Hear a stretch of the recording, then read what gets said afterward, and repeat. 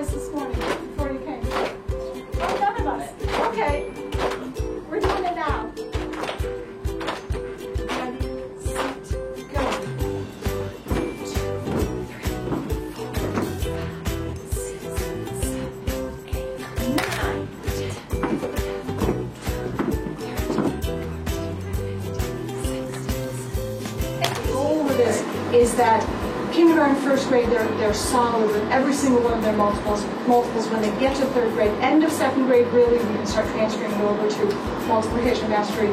But definitely 3.08.7 is met by the end of third grade mastery with multiples. Yeah. 18.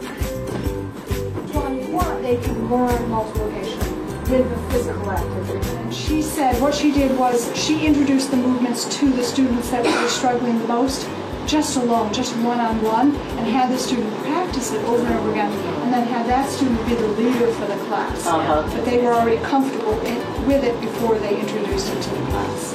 So sometimes that helps.